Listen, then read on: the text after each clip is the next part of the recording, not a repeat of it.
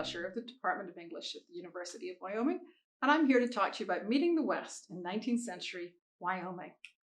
The English department offers degrees at the bachelor's level and master's, and also at the graduate level, where you can take your studies online or on campus. And a doctoral degree is going to be an option in the future. So stay in touch with us. My research emphases, to introduce you to the department, cover all the things that you can see on the screen. Clearly, we range widely in the Department of English, and that's how come I'm here to talk to you today about a spot just west of the Wyoming border at Promontory Point, Utah, where in 1869, the Union Pacific Railway arrived at Utah, having traveled east from Sacramento and west from Omaha, and the railroads met, uniting a continent in Utah.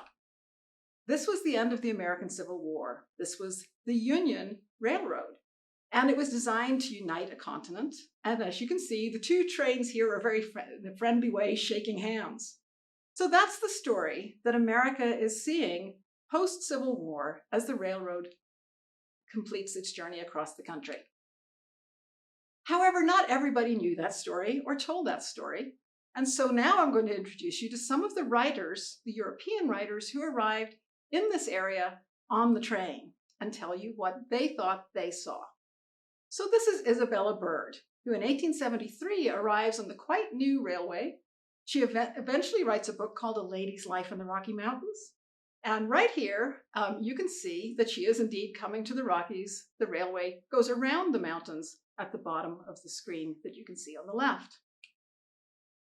Now, Isabella Bird, as she was traveling, stopped in Wyoming territory, and she says, "Daybreak found us shivering at Laramie," which is, of course, the home of the University of Wyoming. She calls Laramie a frontier post dismally situated at a height of 7,000 feet. Another 1,000 feet brought us to Sherman, the highest level reached by this railroad. From this point eastward, the streams fall into the Atlantic. It became mercilessly cold, she says, and having lost all reckoning of the days, I never knew it was Sunday till the cars pulled up at the door of the hotel in this detestable place. This detestable place was Cheyenne. And Cheyenne is just east of Laramie by about 50 miles. She says that Cheyenne is God-forsaken and God-forgotten. The railroad, when it was being built, needed the town, but the railroad is now complete and the town is dwindling a little bit. She says it's inhabited by rowdies, and of course the population, because it's on the move, there's a lot of sickness in town and there's a cholera epidemic. And so Isabella Bird doesn't stick around. She takes off to Estes Park in Colorado territory. Now, to get to Estes Park, she had to ride through feet of snow, and she spent an entire winter there with a very few people. So what is it about Wyoming that was worse than going to Estes Park?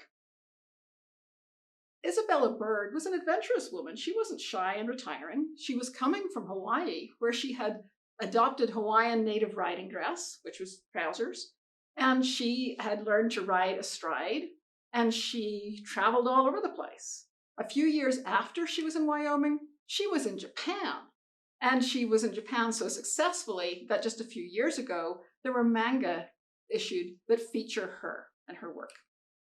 So what was it about being in Wyoming? Well, there was a big difference. So she had arrived from Hawaii to Wyoming. She eventually would be in Japan. Hawaii and Japan were mapped places, and they were mapped by trade, particularly after the 1860s. In the same way, Estes Park was mapped by the Earl of Dunraven from Scotland, who was very sure it looked a lot like Scotland and would make a great hunting location. And so it was kind of a romantic place. So these were known places. But stepping off the train in Cheyenne, she had a very different experience. She was leaving a very organized world and entering somewhere not yet mapped and with no stories. She's traveling on a very fancy train. She's in the Silver Palace car of the train. She says that it moves exactly on time, that her bed is exactly 3.5 feet wide, which was wide for the time, that there were 24 people in her car and everything worked beautifully on the railroad. But then when she gets to Cheyenne, she says it straggles out on the plains. It has no boundaries. It's hard to know what it is. And in Cheyenne, the nights that she spends there, she's in a hotel near the train tracks. And the trains on the move to all across America just keep shunting all night. And it feels like a kind of no place. She's not settled.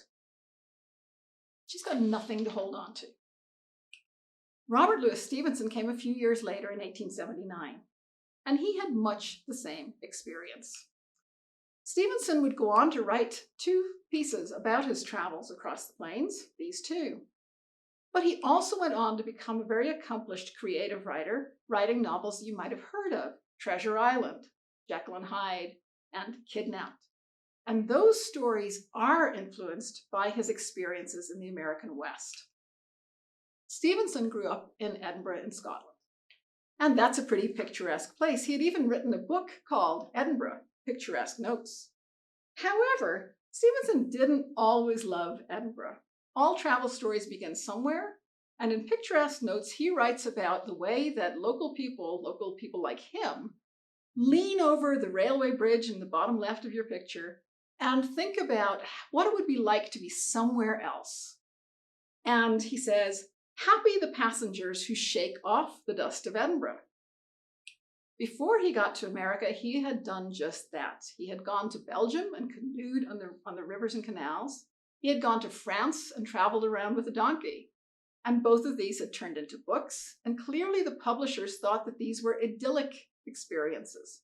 So that on the left, the god Pan is presiding over Robert Louis Stevenson's travels in the canoe, and on the right, it's almost like a medieval progress picture past little churches and welcoming doorways and so on, up until whether it's the sunrise or the sunset at the top of the mountain. Stevenson, however, when he went to America, had very different ideas. This time he was sure he was not a tourist, he was a traveler, and he traveled in the second-class cabin in order to have experiences that an emigrant might have. He wasn't really an emigrant because then he would have been traveling steerage, but he needed a desk because he was sure he was going to write about this as he went. And you can see here on the passenger manifest what it meant to travel across the Atlantic at this time. You'll see that it gives his name, it gives his age, it gives his gender. It says he's a clerk because they don't know how to say novelist, so a writer of some kind. From Scotland, he's traveling to the USA. But then it also says none. Well, what does none reference? At the top of the column, small type actually says died on voyage. He did not die on the voyage, obviously. However, it was a common enough occurrence that it needed a column. So it was a bit of a test to travel the Atlantic, and Stevenson arrived both sick and with a parasitic infection that he'd managed to pick up along the way. But you would think that this person who had had all those experiences would not find the Transcontinental Railroad much of a challenge. It was 10 years old, pretty established. However, he actually was really looking forward to this to begin with. He says that for many years, America was to me a sort of promised land. Westward the march of empire holds its way. And the picture that you're looking at now is a riff on that very common phrase by Emanuel Gottlieb Lutz.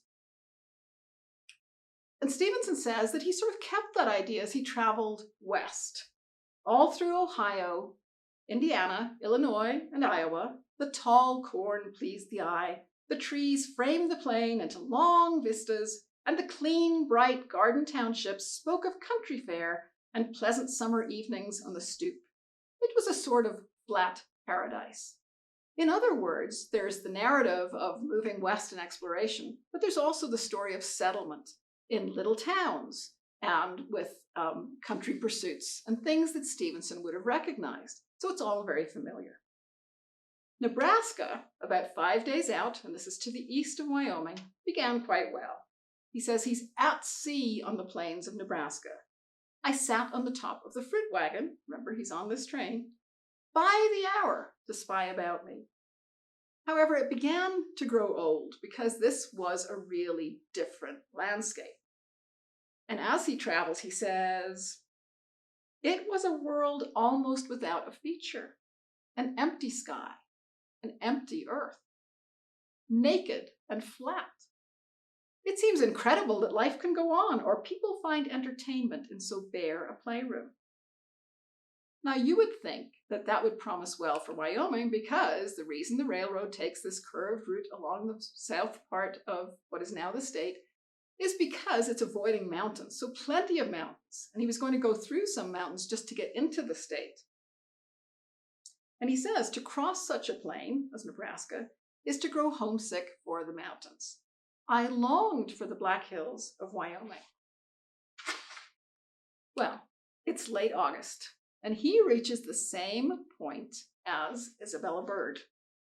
He is in Sherman, Wyoming, which is the highest point on the Transcontinental Railroad. And Harper's Magazine, describing it at the time, thought it was a pretty bustling little town, really, with all the things that you would need. Well, what did Stevenson make of this place?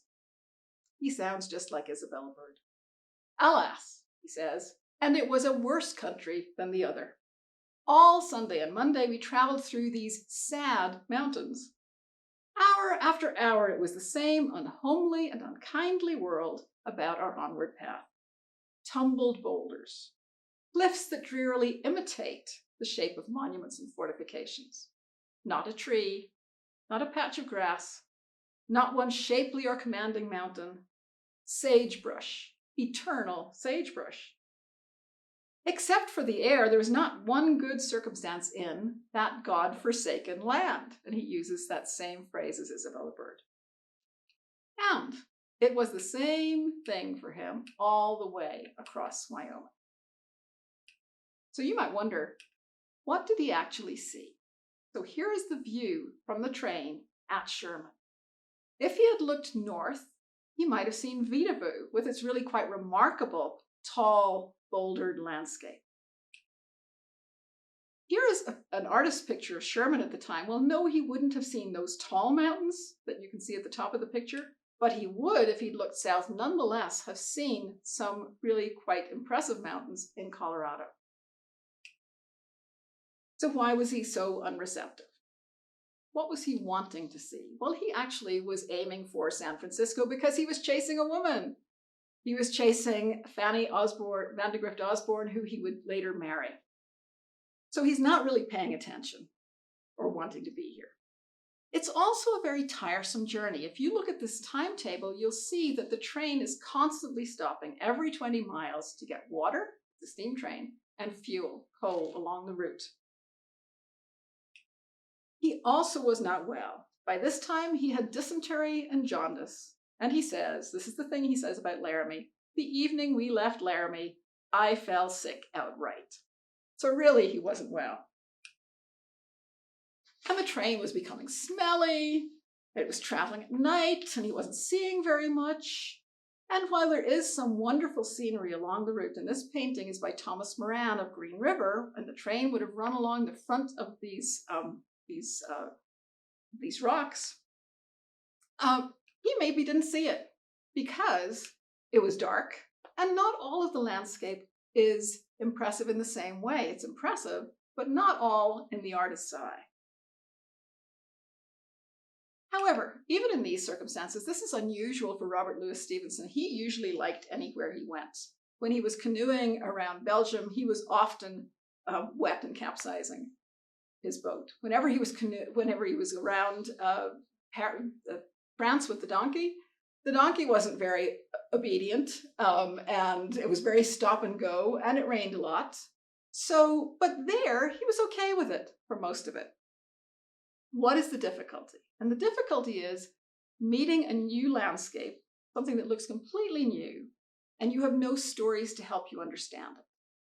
When he got off the boat and went to New York, all the passengers that he'd been with had been telling stories, quite dark stories, about what it was like to arrive in New York. So for instance, you would go to a lodging house. You would find that, maybe there was a curtain across one part of the room, or a painting oddly placed, and you would move it. And suddenly you would see that there was a hole in the wall and there were people waiting through there to beat you up and steal your money. Stevenson said, I heard exactly this kind of story about traveling in the Cevennes in France. So it's an urban legend, and he knows it's an urban legend. But people on the boat also say, oh, well, that happened to somebody I knew. And then Stevenson goes on to say, well, when I got my lodging in New York, it was a little bit like that. So it's a story that helps place you in the landscape. Even when you know it's not true, it's sort of helpful. So here's the problem. How do you write about a place where you've never been and everything is new, and you don't know the stories? And Stevenson didn't know impressive things about Wyoming, such as women had recently gained the vote. Stevenson is big on supporting women's rights, but he didn't know that, or it didn't impress him at the time. And the first woman to vote voted in Laramie.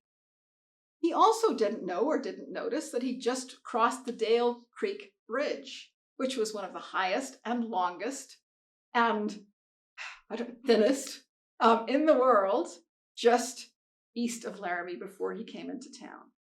He didn't know or didn't notice that Laramie was actually beginning to styling itself as the Western Pittsburgh, an industrial town in support of the railroad, with lots of steel mills and rolling mills for train track. He didn't know those things.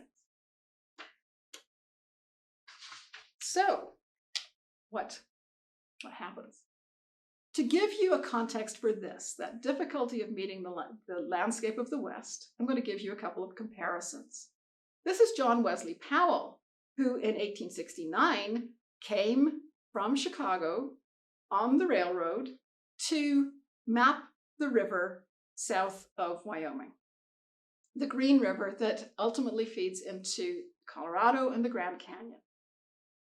And John Wesley Powell had served in the American Civil War, and so his project is to connect north and south, just as the railroad worked to connect east and west. And his job is to survey the river, and as he goes, he does that, right? He plots things on the map.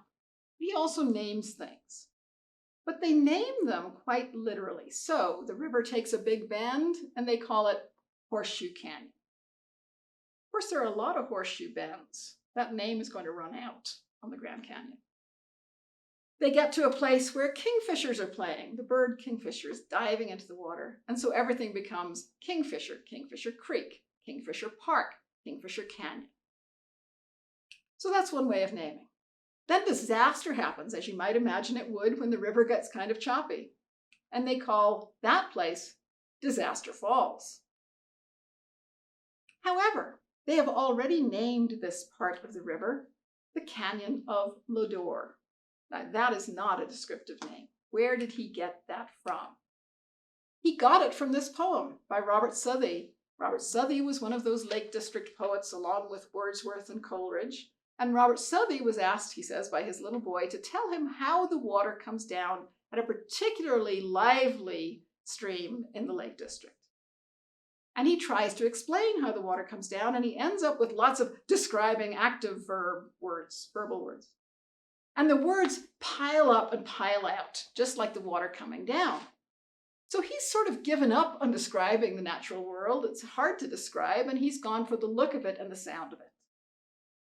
But the name becomes very famous, Lodore, through this poem. And so in order to describe this very difficult water, they take this term, this name, from a romantic poem. They sort of give up, in other words, in the description. So here's another comparison for Robert Louis Stevenson. Just a few years after Stevenson came Oscar Wilde. And Oscar Wilde came in order to lead on aestheticism. Oscar Wilde was well known in England at the time. He had just published a book of poems. That book of poems did not do well. In fact, Gilbert and Sullivan, who wrote comic operas, wrote one about people like Oscar Wilde, and they called it Patience. And the main character is Bunthorne, and Bunthorne and Oscar Wilde are strongly linked. Now, you would think that would be very irritating if you were Oscar Wilde. However, the person who staged Patience in London wanted to bring it to New York, and he wanted to work up some publicity. So he asked Oscar Wilde if he would go to America and take a tour and work up interest in Patience the play. And so here is Bunthorne, the character, on the left. Here's Oscar Wilde, the person, on the next picture. And then Oscar Wilde as he becomes a marketable commodity in America, not unlike P.T. Barnum's Jumbo the Elephant, who was starring in circuses at the time. And you'll notice they're both on the advertising card at the end. Oscar Wilde traveled around everywhere, and he went to Leadville, Colorado, which was a mining town. In Leadville, what did Oscar Wilde do? How did he adapt himself to this audience? The answer is he didn't really. He decided that since they were miners, he would talk about Benvenuto Cellini. Cellini and the miners had a lot in common, he thought, because gold, because precious gems, and so it should work out fine. And he talks about Cellini. He says that the miners were delighted, but they wonder why he didn't bring Cellini with them. Of course, Cellini is long dead, so Oscar Wilde says, well, he's dead. And the miners, Oscar Wilde says, ask him, who shot him? Now, what's going on right there? Oscar Wilde is doing what Oscar Wilde does. And the miners are doing what Oscar Wilde says they do. They're not really understanding one another. And that's pretty evident in this. Bill Nye, who was the editor of the newspaper in Laramie, was a very well-known comic writer. And before Oscar Wilde ever got to the American West, Bill Nye had written a comic poem about him, saying that, soft-eyed seraphic cuss with limber legs and lily on the side, because Wilde always wore a flower. And then he says, we long to greet you, to the West, to bring you to the West, and we'll squeeze you so hard you'll squeak. So neither of them is really talking to one another. They're both using them for their own story. So Oscar Wilde in this picture, as you can see, was considered to, anywhere Oscar went, it was all about Oscar. And in the background, the deer are looking at something written on the canyon, and it becomes down to echo. What Oscar Wilde sees in the American West is an echo of himself. Robert Louis Stevenson was a little different. He learned as he went that these stories that he had, the ones that he did bring, didn't work. So he had grown up watching or reading about Native Americans and really, loved it as a tiny child. But he says, I actually lost interest in that book when it turned out that the Native American hero was actually an English lord. And he says, even when I was a child, I never believed that anybody would want to be an English lord and not a Native American brave. He also found that the stories of Harriet Beecher Stowe didn't serve him. So Stowe had written about American slavery and been very important in abolition, which Stevenson fully supported. But Stevenson came, having read Uncle Tom's Cabin, thinking that he might, ready to pity people. And he says, I came ready to pity. But he met Black Americans. And instead, he said, he learned that what they demanded and deserved was respect. So he put away his pity and met people with respect. He also hoped that Walt Whitman might help. And Walt Whitman is particularly interesting because Walt Whitman embraced all of America in these big, long lists, almost like a railroad timetable might do with its sites. However, Stevenson says everything that's described in Whitman in the real American West springs up and fades away again.